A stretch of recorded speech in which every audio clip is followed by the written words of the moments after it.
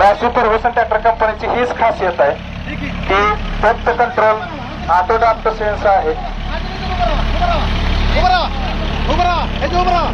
चाकाचं slippage नाही, automatic डाफ्ट control, auto sense, automatic काम, no RPM droppage.